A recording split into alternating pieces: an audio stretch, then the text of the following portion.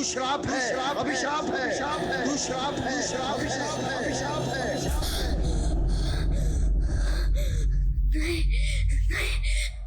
मैं श्राप नहीं हूँ, श्राप नहीं हूँ मैं श्राप नहीं। मैं खास हूँ मैं सबकी चहेती हूँ। मैं अभी श्राप नहीं हूँ।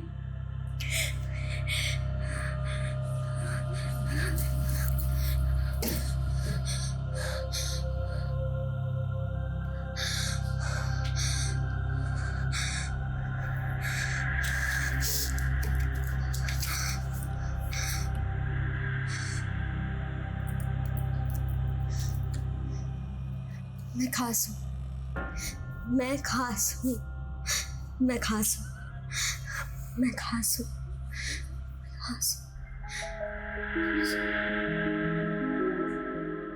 ये ट्रॉफी मैं अपनी स्वर्गवासी माँ को समर्पित करना चाहती हूँ, क्योंकि उन्हीं की प्रेरणा से तो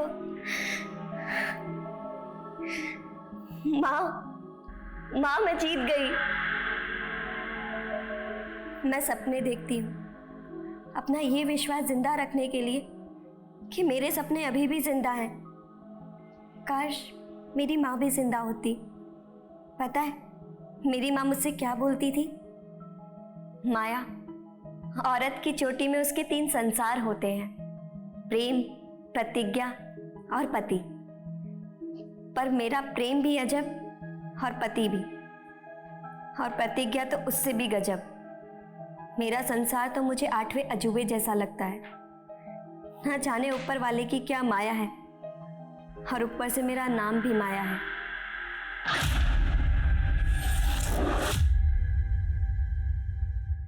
नमस्कार, मैं सोनाली कुलकर्णी आपका स्वागत करती हूँ क्राइम पेट्रोल सतर्क के इस नए अध्याय में। सपनों पर कोई प्राइस टैग नहीं होता, फिर भी इस दुनिया में सपने बेचे जाते हैं और बेचते समय ये जताया जाता है कि ये फ्री का माल है, चाहे जितना ले लो, आपको इसकी कोई कीमत चुकानी नहीं होगी। लेकिन जब आंखें खुलती है तो पता चलता है कि लोग अपनी पूंजी गंवा चुके होते हैं, अपना कीमती समय गंवा चुके होते हैं, यहाँ तक अपनी जान भी गंवा चुके होते हैं।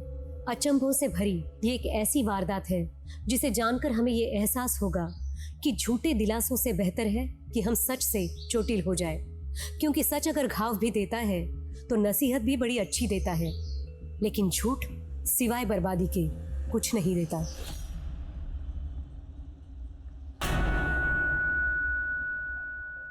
ब्रिज जी, आप बस कीजिए ना। है क्या? मेरी वीडियो में अपनी आवाज रिकॉर्ड क्यों की?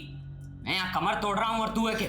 वो ब्रिज जी, मुझे लगा कि लोग आपका ये वीडियो देखेंगे तो खिल्ली उड़ाएंगे। अरे बेवकूफ, खिल्ली उड़ाने पे लाइक मिलता है, भाई जिगजैग पे स्टार बनना है। लेकिन ब्रिज जी, जब लोग आपको निकम्मा, बेरोजगार बोलते हैं तो मुझे बिल्कुल भी अच्छा नहीं लगता। इसलिए मैंने आपके लिए एक नौकरी ढूंढी है। क्या नौकरी? ये फालतू की नौकरी वोकरी नहीं करनी। अरे तुम कमा रही हो ना, मुझे जिगजैग पे फोकस करने दो बस। लेकिन ब्रिज जी, मेरी नौकरी ऐसी है ना कि मुझे छुट्टी नहीं मिलती। इस वजह से मैं अपने मायके भी नहीं जा पा रही हूँ। हाँ, तुम मायके को भूल जाओ, अब यहीं रहे और कमा बस। ब्रिज बाऊ, अरे ये क्या नोटंकी लगा रखी है? अरे हमरे साथ साथ क्या पूरा मोहल्ला इकट्ठा करोगे? खेत से आए हैं, थोड़ा आराम करने दो। इस घर में है ना किसी को कला की कदर नहीं है, सारा का सारा मूड खराब कर दिया। नहीं बनानी मुझे वीडियो।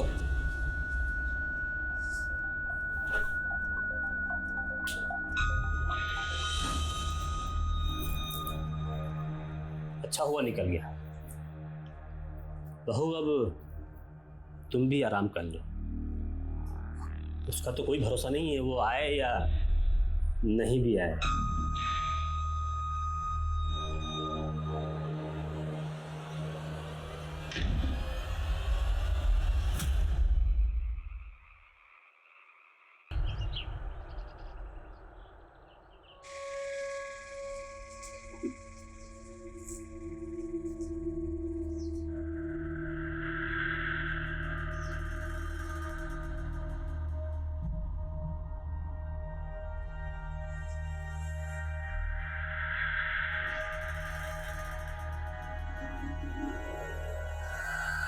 अरे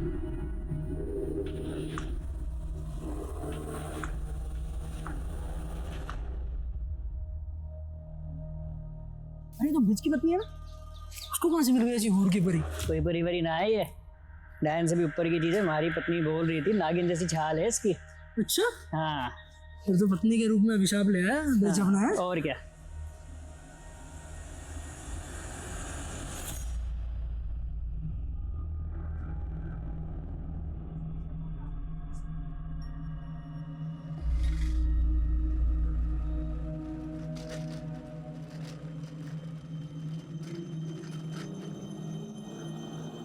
चलिए बैठिए, मैं आपको ड्रॉप कर देता हूँ।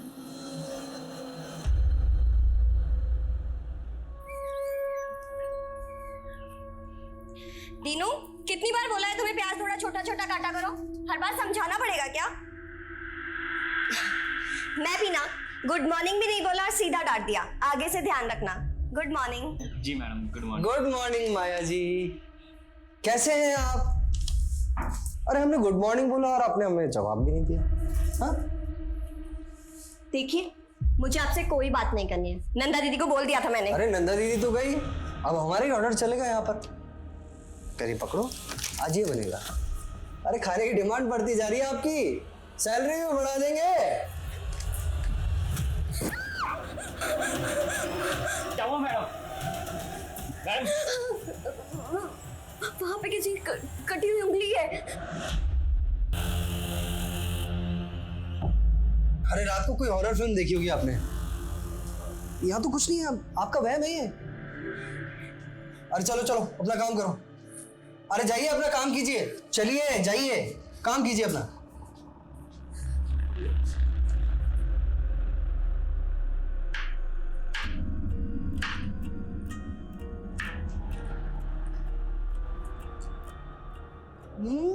बहुत टेस्टी माया, तुमने तो बिल्कुल 5 स्टार के होटल के शेफ जैसी डिश बनाई है। Very good, keep it up. दीदी, हाँ, ये आपके गले पे क्या हुआ? कुछ नहीं, तू जा काम कर अपना।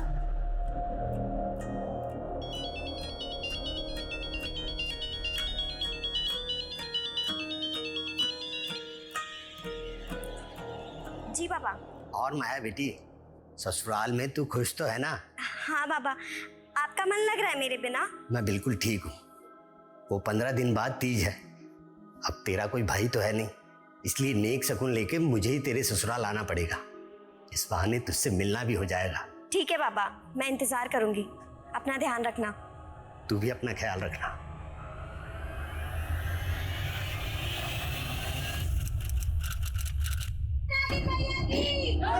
नागिन मैया की, नागिन मैया की, नागिन मैया की, नागिन मैया की, नागिन मैया की, नागिन मैया की, नागिन मैया की, नागिन मैया की, नागिन मैया की। भाऊजी, भाऊजी प्रणाम। जीते रहो बेटा। पर ये सब क्या हो रहा है? जोहरी सोने का दाम पूछ रहा है।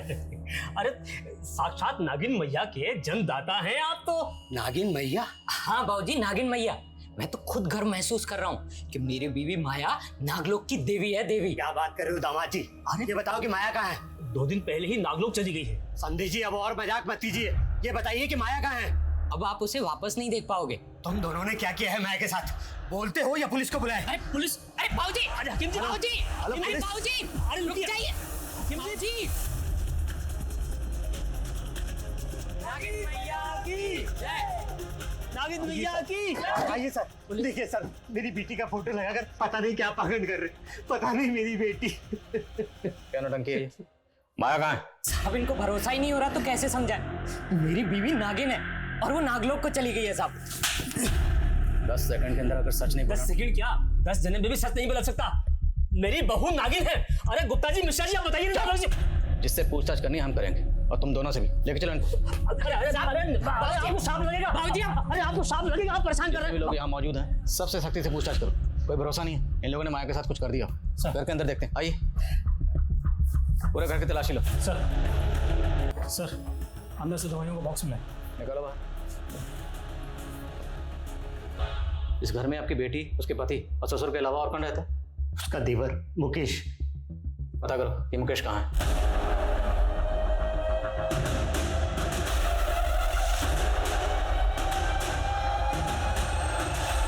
तो भी शामिल था ना अपने भाई के साथ इस नौटंकी में? बोलो, तुम तीनों ने मिलकर क्या किया माया के साथ? साहब हमें कुछ नहीं मालूम साहब, और मुकेश तो 10-12 दिन पहले से ही बाहर था साहब। हाँ साहब, मुकेश को तो पता भी नहीं है कि उसके पीछे से यहाँ क्या क्या चमत्कार हो रहे हैं साहब। बकवास नहीं, अगर सच नहीं बोलोगे ना तो फाड़ उधेड़ देंगे। साहब सच में हमें कुछ नहीं मालूम साहब। साहब उसमें पहले से ही नागिन के लक्षण थे साहब। कैसे लक्षण बे? साहब उसके हाथों में ना वो दाग थे, जैसे सांप की खाल में होते हैं ना साहब। हमने तो चरम रोग समझ के उसको वैद्य को दिखाया, लेकिन उसने बताया कि वो रोग है वो लाइलाज है साहब। इस वजह से माया को हमारे मोहल्ले में तिरस्कार सहना पड़ा साहब। कोई परिवारी ना है ये, डायन से भी ऊपर की चीज है। हमारी पत्नी बोल रही थी नागिन जैसी छाल है इसकी। अच्छा, हाँ फिर तो पत्नी के रूप में अभिशाप ले आया बेचारा है। और क्या। चरम रोग की बात साहब सब जगह फैल गई, और फिर मोनी बाबा आए। मोनी बाबा? हाँ साहब, मोनी बाबा की महानता को यहाँ सब जानते हैं साहब। अभी 1 सप्ताह पहले यहाँ आए थे। नागिन मैया दर्शन दीजिए। बाबा प्रणाम। प्रणाम। नागिन मैया, जय हो नागिन मैया, जय हो नागिन मैया, धन्य हो नागिन मैया। ये सब मूर्ख लोग हैं जो आपका अपमान कर रहे हैं। ये आप क्या बोल रहे हैं बाबा? चुप कर अधर्मी, तू और तेरा बेटा ही नहीं, तेरे पड़ोसी भी इस पाप में भागीदार हैं। इनके हाथ पे ये तेजस्वी चिन्ह देख रहे हो तुम सब, ये नागलोक की देवी है। नागलोक की देवी है ये, नागिन मैया की जय। फिर बाबा पूजा सत्कार के लिए लेकर के गए, और फिर सबको दिव्य स्वरूप के दर्शन दिए उन्होंने। नागिन मैया की जय, नागिन मैया की जय, नागिन मैया की जय, नागिन मैया की जय। तुम लोगों ने जो भी नौटंकी की, लेकिन माया कहाँ चली गई? साहब मैंने 2 रात पहले उसको कमरे में छोड़ा था। भाई विराजी, और कल से सिर्फ सुबह के 9 बजे से लेकर के रात के 9 बजे तक आपके दर्शन होंगे, जब तक आप आराम कीजिए। जय हो नागिन मैया की, जय हो जय हो जय हो। फिर जब सुबह देखा तो वो वहां नहीं थी साहब। फिर हमने मोनी बाबा से संपर्क साधा, तो बाबा ने बताया कि माया तो नागलोक चली गई है साहब। इनका नागलोक का भूत उतारो जरा। सर, माया के पड़ोसी तो उसके पति और ससुर की तरह ही बातें कर रहे हैं। उल्टा वो तो कह रहे हैं कि वो माया का अच्छे से ख्याल रखते थे, क्योंकि माया फैमिली के अंदर इकलौती ब्रेड अर्नर थी। तो माया कहीं जॉब करती थी? हाँ सर, वो होटल ड्रीम स्टार के अंदर शेफ थी। और माया का देवर मुकेश, उसके बारे में कुछ पता चला? सर, लोग बाग कह रहे हैं कि जब से नागलोक का ड्रामा शुरू हुआ है तब से मुकेश दिखा ही नहीं। पता करो इस मुकेश के गायब होने के पीछे क्या राज है। और ये मौनी बाबा, सारा अंधविश्वास इस मौनी बाबा का फैलाया हुआ है। इसकी कुंडली भी खंगालनी पड़ेगी। Yes sir. कम। मैंने ब्रिज का मोबाइल चेक किया, वो ZigZag मोबाइल ऐप पर अपने बहुत सारे वीडियोस डाला करता था। कुछ वीडियोस तो नागिन मैया के ही थे। ये देखिए सर, इसको काफी सारे लाइक्स और व्यूज मिले। कहीं ब्रिज ZigZag पे फेमस होने के लिए तो ये खुराफात नहीं कर रहा। इसके बाकी सोशल मीडिया अकाउंट भी खंगालो। मैं नागिन की बात नहीं करूंगा, नेवले की बात करूंगा। नेवला नागिन का दुश्मन, और हमें ये अच्छी तरीके से पता है कि कौन सा नेवला नागिन को गायब किया है, और जल्दी ही हम उसका नाम पब्लिक करेंगे। तो जानने के लिए बने रहिए हमारे चैनल अतरंगी छोकरा पर। लाइक एंड सब्सक्राइब करना ना भूलो। दिखा अभी देखना, इस वीडियो पर 1 मिलियन व्यूज और 1 लाख लाइक ना आए तो कहना मेरी जान। क्यों नहीं मुन्ना भी, आप तो छा जाओगे। अपलोड कर फटाफट।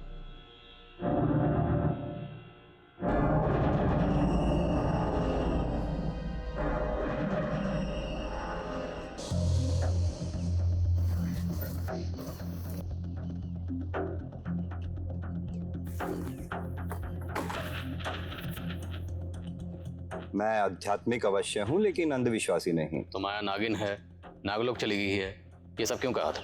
मैं उस नारी की मदद करना चाहता था और वो स्वयं यहाँ मदद के लिए आई थी। बाबा जी, अभिशाप अभिशाप बोल बोल कर लोगों ने मेरा जीना मुश्किल कर दिया है। मेरे पति और ससुर को भी यही लगता है कि मैं शापित हूँ। बाबा जी मेरी मदद कीजिए ना। लोग उस बेचारी का अपमान ना करें, इसलिए मैंने लोगों से कहा कि उनके हाथों पे ये किसी दिव्य रहस्य का चिन्ह भी तो हो सकता है, और लोगों ने उसे नागिन मैया बना दिया। इसके अलावा मैंने कुछ नहीं किया। आपने कुछ नहीं किया तो माया गायब क्यों हुई है? कहाँ है माया? माया के गायब होने से मैं खुद हैरान हूँ, लेकिन मेरा इस अपराध से कोई लेना देना नहीं।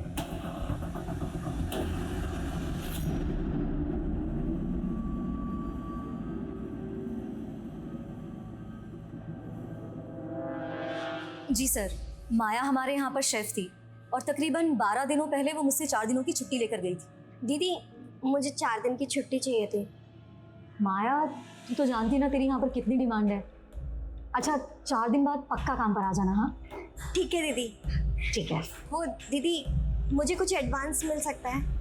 सर, माया मुझसे 1 महीने का एडवांस लेकर गई थी, फिर कुछ दिनों के बाद सुनने में आया कि वो नागिन बन गई है। सर, मुझे तो कुछ समझ ही नहीं आया कि आखिर ये माजरा क्या है। क्या माया की होटल के किसी भी स्टाफ के साथ में कोई दुश्मनी थी? किसी के साथ में कोई झगड़ा हुआ था? नहीं सर, ऐसा कुछ भी नहीं था। Thank you.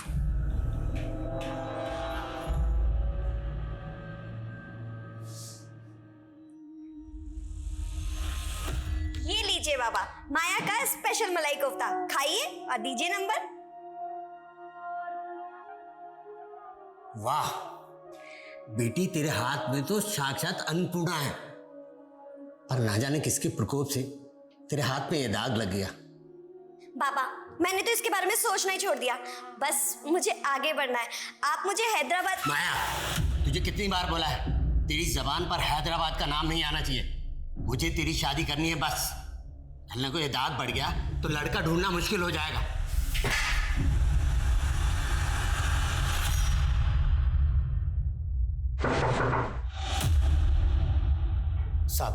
साहब मेरी बेटी मिली क्या? देखिए, हम उसे ढूंढने की हर मुमकिन कोशिश कर रहे हैं, और हमें पता चला है कि माया को नागिन बनाने का सिलसिला 1 हफ्ते पहले से चल रहा था। तो इस 1 हफ्ते में आपकी माया से फ़ोन पर तो बात हुई होगी?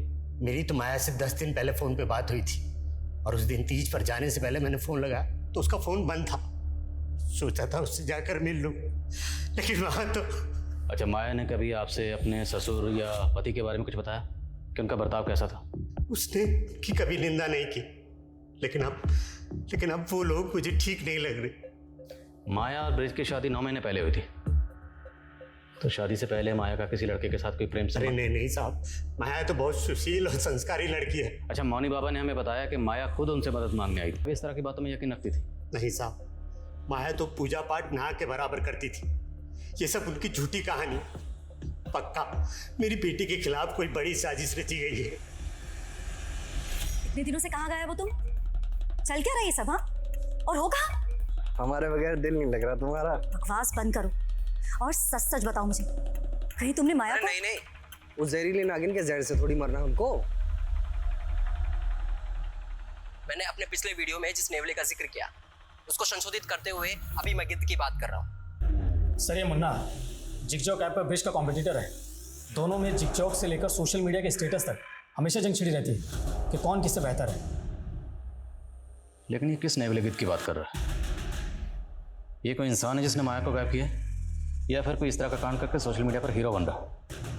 अगर इस तरह के वीडियो वायरल होते रहे तो अंधविश्वास और फैलेगा। साइबर सेल से कॉन्टैक्ट करो, उनसे कहो कि इस तरह के वीडियो वायरल करने वालों पर तुरंत कार्रवाई करें और मुन्ना को उठाकर लाओ। Okay sir. सर, माया के ससुराल में जो कप सिरप की बॉटल्स मिली थी, उसकी जांच में पता चला है कि उसमें काफ़ी मात्रा में ये तो कैसे ड्रग है जो बैन है, तो लोग गैर कानूनी तरीके से इसका इस्तेमाल नशे के तौर पर करते हैं। बोलो, ये ड्रग्स तुम लोग कौन से पातालोक में सप्लाई करते थे? साहब वो कप सिरप तो मेरे भाई मुकेश की है साहब। वो दवा सप्लाई का बिजनेस करता है ना साहब। क्या है इसमें? कुछ नहीं बाबू, खांसी की दवाई है। अरे मुझे भी कल से थोड़ी खांसी चल रही है, मैं पी लूँ क्या? अगर इसको पी लिया ना तो सीधे ऊपर पहुंच जाओगे। अच्छा, ऐसा क्या है इसमें? कहीं तो गैर कानूनी धंधा तो नहीं कर रहा? साहब, अगर मेरा बस चलता ना तो मैं मुकेश को हमेशा के लिए घर से बाहर निकाल देता साहब, लेकिन उसको गायब कर दिया ताकि तुम लोगों के कान पर पर्दा पड़ा रहे। नहीं साहब। मुकेश कहाँ है बोलो? साहब सच में मैं कुछ नहीं मालूम साहब। सब पता चल जाएगा, थोड़ी धुलाई और करें। साहब मेरी पूरी बात तो सुन लीजिए। तो बोल, किस नेवले और गिद्ध की बात कर रहा था तो अपने वीडियोस में? साहब वो वीडियो तो मैंने ऐसे ही डाला था ताकि हमारी वीडियो पे ज़्यादा से ज़्यादा लाइक और ज़्यादा से ज़्यादा व्यूज आ सके। तेरा ब्रिज के साथ में 36 का आंकड़ा था, कहीं उससे जल के तो तूने उसकी बीवी को? नहीं साहब, मैंने कुछ नहीं किया साहब, मेरा कोई 36 का आंकड़ा नहीं था उसके साथ में, बल्कि ब्रिज और मुकेश जो उसका भाई है उन दोनों के बीच में 36 का आंकड़ा था। सोने पे सुहागा तो ये था सर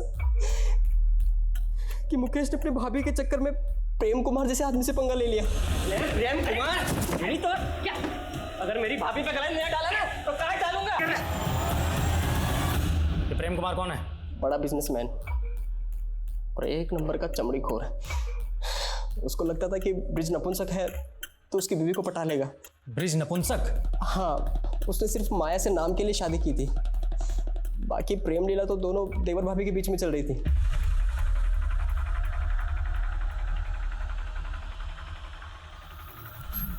नागलोक का तो पता नहीं, मुझे लगता है कहीं दोनों के दोनों प्रेम लोक में तो नहीं चले गए। ये पता लगाने का काम हमारा है, समझे?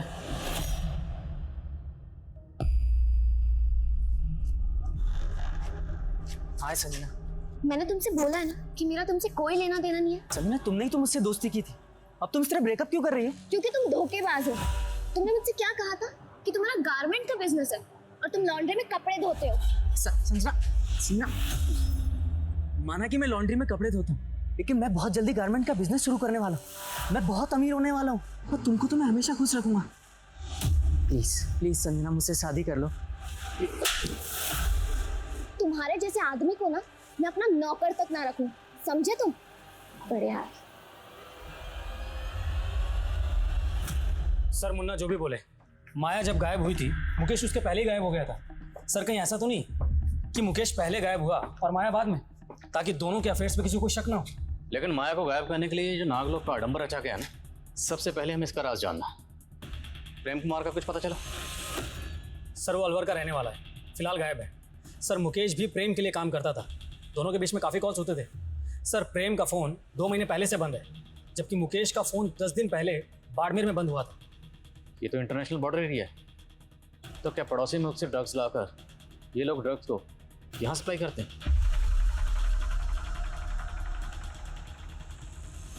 ये काफ़ी सेंसिटिव इशू है। प्रेम कुमार और मुकेश दोनों के डिटेल्स ATT और नार्कोटिक्स से शेयर करो। Okay sir. एक बात और सर मौनी बाबा के कई फॉलोअर्स विदेशों में भी हैं और उसने कहा था कि माया उसके पास आती है। सर मुझे तो लग रहा है कि ये माया अपनी मर्जी से गायब हुई होगी।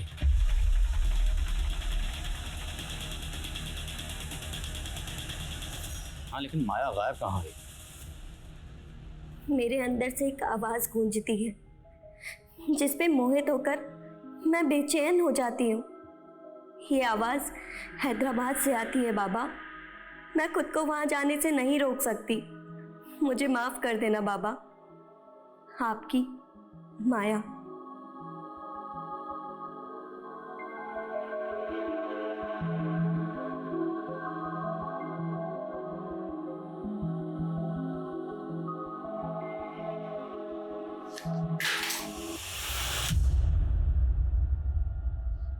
भाग कर जा रही थी, चल तुझे मैं बताता हूं। चल चल चल।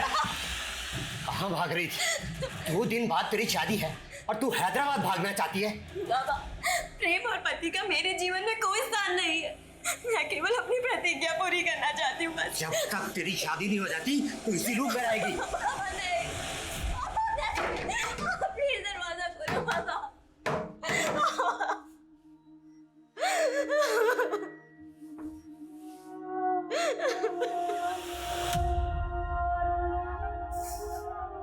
हैदराबाद हैदराबाद बोलते हो तो ये कौन से नागलोक में चली गई? अगर तू नागिन का अवतार थी तो मुझे क्यों नहीं बताया? मैं तेरी कभी शादी नहीं होने देता। माया के पिता भ्रमित होकर अब ये सोच रहे थे कि माया नागिन ही होगी या राज कुछ और भी था। माया का पति, ससुर, देवर और प्रेम कुमार ऐसे सस्पेक्ट थे जिनके पीछे पुलिस लगातार लगी हुई थी। मौनी बाबा को इन्वेस्टिगेट करना इतना आसान नहीं था।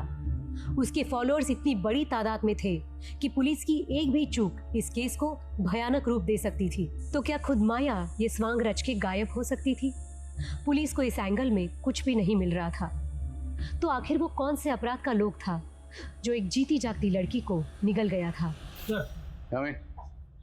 सर एंटी नार्कोटिक्स से पता चला है कि प्रेम कुमार बहुत बड़ा ड्रग पैडलर है। सर एंटी नार्कोटिक सेल वाले पिछले 2 महीने से प्रेम कुमार को ढूंढ रहे हैं। और मुकेश?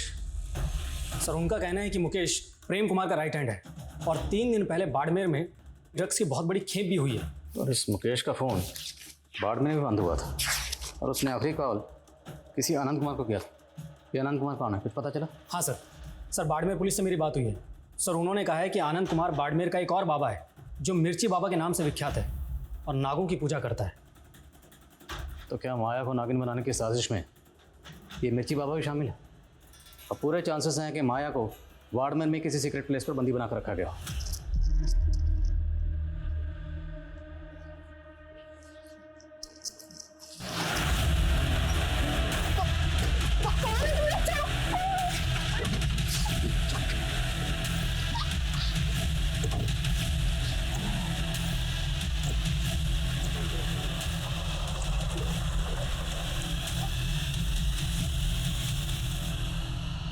अरे साहब, मैं किसी प्रेम कुमार को नहीं जानता और ना मैं किसी माया को और ना मुकेश को। देखो अब जरा गौर से देख, अब बोल, दोनों को जानता? नहीं जानता सर। नहीं जानता, कोई बात नहीं, इसको थाने लेकर चलो, वहाँ पूछते हैं। नहीं साहब, मैं सिर्फ इस लड़के को जानता हूँ पर इसका नाम भी नहीं पता मुझे, पर कुछ दिन पहले हमारे पास आया जरूर था। बाबा जी, मुझे एक नागिन को वश में करना है, कुछ उपाय बताइए ना। नागिन तो सिर्फ उसी के बस में आती है जिसके पास सिद्ध नागमणि हो। सिद्ध नागमणि? वो कैसे मिलेगी मुझे? उसको नागमणि के लिए उतावला देख के मैंने सोचा कि उससे अपनी तंत्र साधना के लिए भी एक खोपड़ी का इंतजाम कर लूँ। वो सब कुछ ला देगा तो मैं उसे एक चमकीला पत्थर दे के बोल दूंगा कि यही नागमणि है। तो सब लेकर आया था? नहीं साहब, वो दोबारा नहीं आया।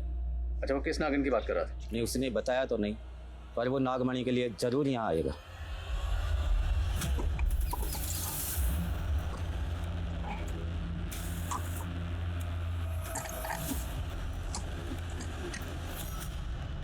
किसी को पता नहीं चलना चाहिए, हम यहाँ पूछताछ के लिए आए थे, लेकिन इस पर नजर रखो, मुकेश यहाँ नागमणि के लिए जरूर आएगा।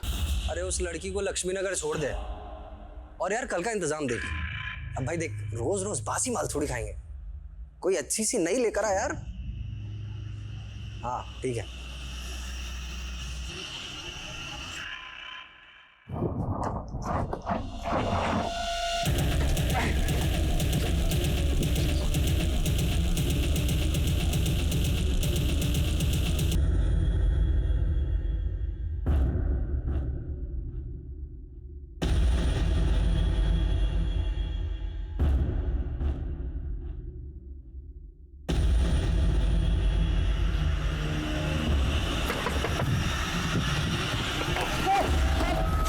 बाबा का प्रसाद अब तुझे खाने मिलेगा।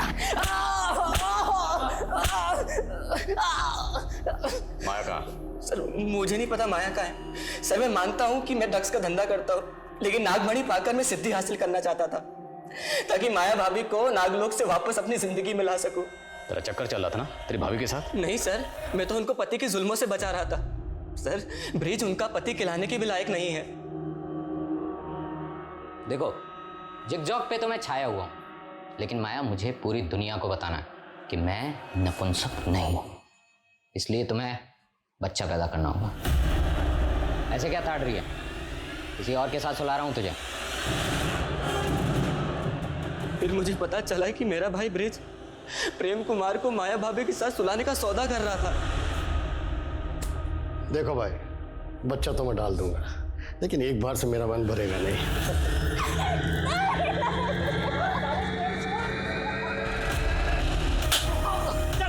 चल, अगर मेरी भाभी पे गला नहीं डाला ना तो काट डालूंगा। ब्रिज ही नहीं सर, मेरा बाप भी एक नंबर का लीचड़ है, हमेशा माया भाभी पे निगाहें टिकाए रखता था। बहू अब तुम भी आराम कर लो, उसका तो कोई भरोसा नहीं है, वो आए या नहीं भी आए। प्लीज छोड़ दीजिए मुझे, ऐसा मत कीजिए, मैं आपके बेटे की पत्नी हूँ, प्लीज छोड़ दीजिए। फिर मुझे उनके नागिन बनने और नागलोक जाने की बात पता चली। तो ये बता, तो वो खोपड़ी कहाँ से लाया था? किसकी कबर खोदी थी? और प्रेम कुमार कहाँ है? क्योंकि तेरे और उसकी फ़ोन की लोकेशन उसका फ़ोन बंद होने से पहले सेम थी। 2 महीने पहले उसे मारकर गाड़ दिया था। फिर जब मिर्ची बाबा ने खोपड़ी मांगी तो कब्र से प्रेम की खोपड़ी निकाल ली। सर मैं आपके हाथ जोड़ता हूँ, आप चाहे तो मुझे सूली पे चढ़ा दीजिए, लेकिन नागमणि से मुझे माया भाभी को हासिल करने दीजिए सर। अबे कोई नागमणि नहीं है, क्यों बेवकूफ़ बने हो? वो मिर्ची बाबा तुम्हें बेवकूफ़ बना रहा था। वो सब कुछ ला देगा तो मैं उसे एक चमकीला पत्थर देके बोल दूंगा कि यही नागमणि है। बोलो, माया कहाँ? ब्रिज और उसका पिता विष्णु इस बात से लगातार इनकार कर रहे थे कि उन्होंने माया से प्रोस्टिट्यूशन या उसका शोषण करने की कोशिश की। पुलिस नागलोक को किसी आपराधिक क्षेत्र का कोड नेम भी मान रही थी। क्या पुलिस सही दिशा में काम कर रही थी? माया के गायब होने का रहस्य अब इस केस को किस आयाम पे ले जा रहा था?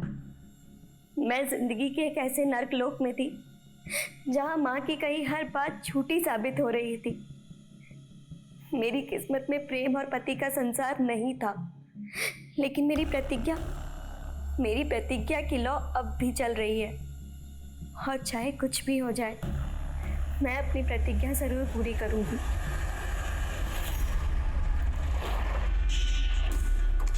सर आपको भाई एक राहगीर ने इस आदमी की लाश को देखा।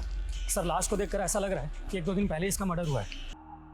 कुछ पता चला कौन? नहीं सर इसकी जेब से ऐसा कुछ भी नहीं मिला है जिससे इसकी पहचान की जा सके। बोलो। सर माया के पिता ने अपने इलाके में अनाउंस किया है कि वो अपने घर को नागिन मैया का मंदिर बना देगा। अब वो भी ये मानने लगा है कि माया नागलोक चली गई है।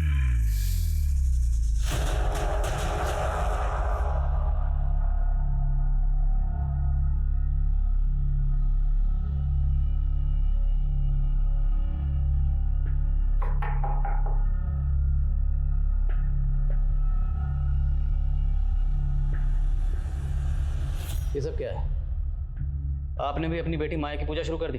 इतने दिनों में आप माया का कुछ पता ही नहीं लगा पाए तो मैं क्या करूं? मुझे लगा कि कहीं मैंने अपनी बेटी की शक्तियों का अनादर किया और मुझे परलोक में दंड भुगतना पड़ा तो। आप वाकई इतने सीधे हैं? ये सीधेपन का नाटक कर रहे हैं? नाटक नहीं कर रहा मैं, नाटक नहीं कर रहा। मेरी बेटी के चले जाने पर नशा हो गया। मैंने हमेशा अपनी बेटी की इच्छाओं का अनादर किया। काश कि मैंने उसकी बात बहुत पहले ही मान ली होती और उसे हैदराबाद भेज दिया होता तो। हैदराबाद में ऐसा क्या? हैदराबाद में बहुत बड़ा स्कूल जहां पर कुकिंग सिखाई जाती।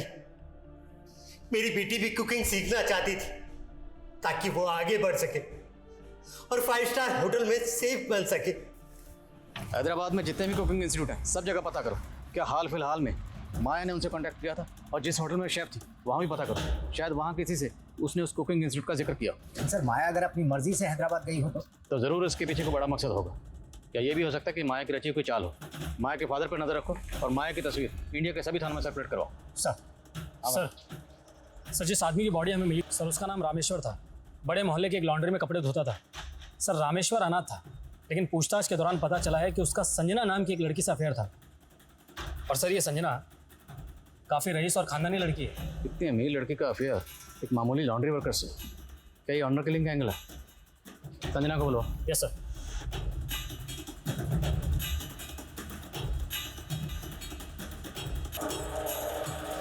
सर मेरा और रामेश्वर का कोई अफेयर नहीं था। आपको किसी ने झूठ बोला है। कहीं आप तो झूठ नहीं बोल रहे अपनी फैमिली या किसी और को बचाने के लिए? सर रामेश्वर मुझे बहुत परेशान करता था। सर इवन उसने तो मुझे किडनैप भी।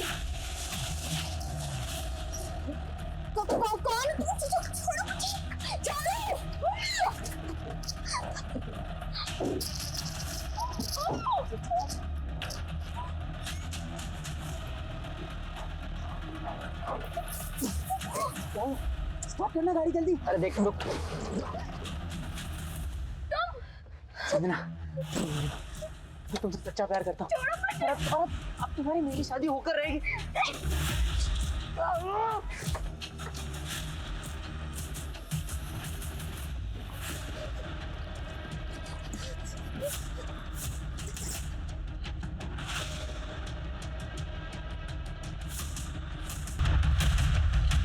अगर रामेश्वर ने आपको किडनैप किया था तो आपने पुलिस कंप्लेंट क्यों नहीं की?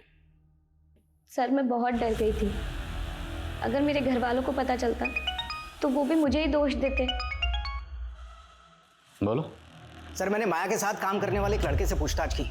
उसका कहना है कि माया को होटल के किचन में एक दिन औरत की कटी हुई उंगली दिखी थी। तब उसको शक भी हुआ था कि वहां पर किसी का कत्ल हुआ है। What? तो ये उसने पहले क्यों नहीं बताया? सर कह रहा है कि वो बहुत डरा हुआ था। सर मुझे लगता है कि उसका बयान सही है।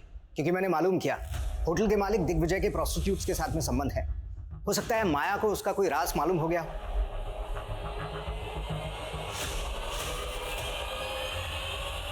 सर फॉरेंसिक टीम किचन में लेके जाए। चलिए। सर माया ने वो सब कुछ मुझे भी बताया था, पर वो उसका वहम था। वहम था या हकीकत, ये तो फोरेंसिक पता लगा लेगी। ध्यान रहे, खून के धब्बे कितने भी पुराने क्यों ना, सब पता चल जाएगा। फिलहाल आप ये बताइए कि आपके पतिदेव कहाँ हैं? दिग्विजय।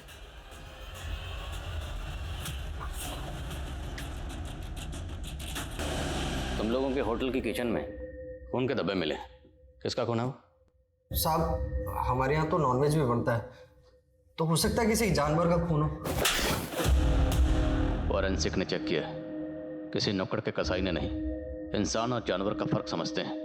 बोलो किसका खून नहीं? सब मैंने भी मारा उसे, ये सब इसकी करतूत है।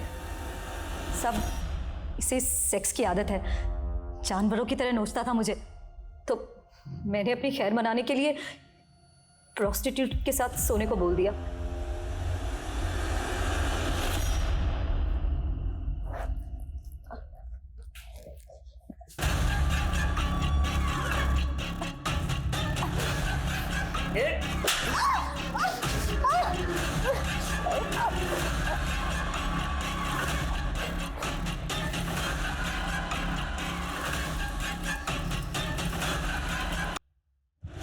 साहब मैंने उस प्रोस्टिट्यूट की बॉडी को काट कर ठिकाने लगा दिया था, लेकिन ना जाने वो उंगली माया ने कैसे देख ली।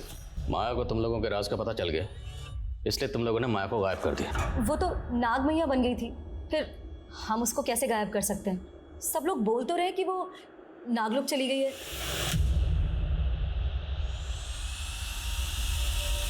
सर हमने इंडिया के पुलिस हेडक्वार्टर्स और कुकिंग इंस्टीट्यूट्स में भी इंक्वायरी की, हर सस्पेक्ट को खंगाला, लेकिन समझ नहीं आ रहा है कि माया का गायब होने के पीछे रहस्य क्या है।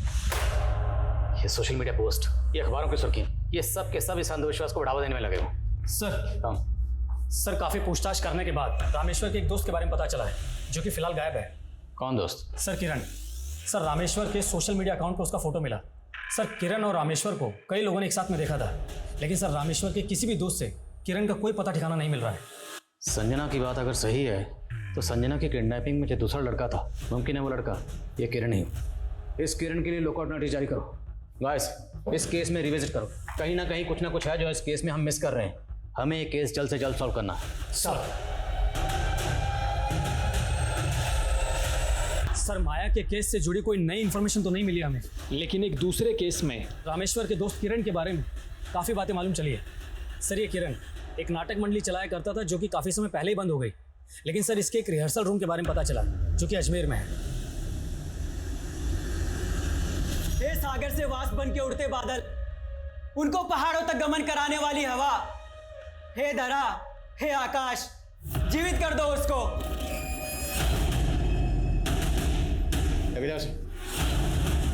चल छोड़ दो मुझे, चल हमको उसको जिंदा करना, छोड़ दो, चल छोड़ो हमें।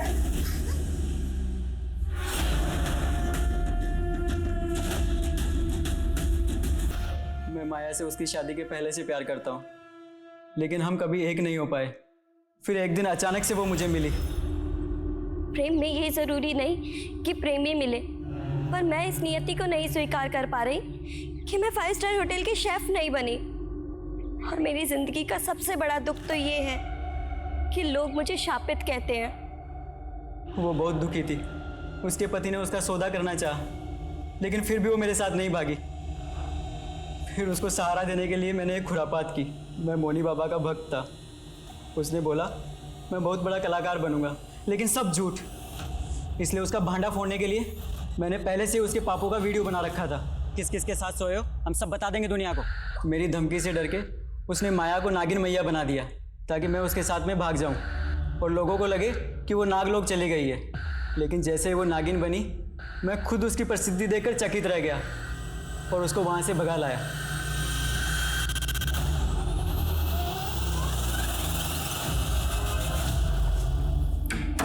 किरण, हम हैदराबाद कब जाएंगे? अब तुम हैदराबाद भूल ही जाओ। नागिन मैया की प्रसिद्धि शेफ बनने की प्रसिद्धि से बहुत बड़ी है। अब तुम भी अपने पैर मेरे साथ यहीं जमा लो। इतना चढ़ावा आएगा ना, कि सारा कड़की खत्म हो जाएगा। मतलब तुम भी मुझे इस जंजाल में बांध कर रखना चाहते हो, सिर्फ अपने स्वार्थ के लिए?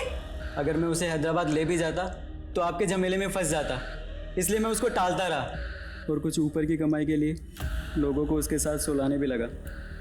साहब, मैंने माया को नहीं मारा, लेकिन उसको भगाने में रामेश्वर की मदद ली और रामेश्वर को अंधविश्वास दिया कि अगर वो नागिन मैया की सेवा करेगा तो रईस बन जाएगा। लेकिन उसकी गर्लफ्रेंड ने उसको छोड़ दिया और उसका मोह भंग हो गया। कहने लगा कि वो सब कुछ पुलिस को बता देगा। फिर इसी शर्त पे माना कि जिस तरह से हमने माया को उठाया था उसी तरह से संजना को भी उठा ले।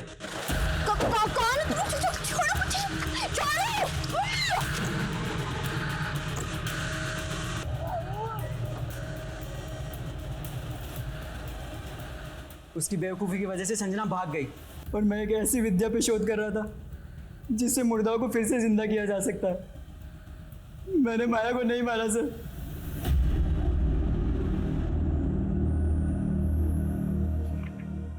जिंदगी में मेरे हर रिश्ते ने मुझे छला है और आज मैं ये आखिरी पन्ना लिख रही हूँ। ये समय भी आखिरी है। अब मेरा संसार खत्म हो चुका है, इसलिए मैं भी खत्म। माया एक अरसे से अपने सपनों को पूरा करने की उम्मीद में जी रही थी।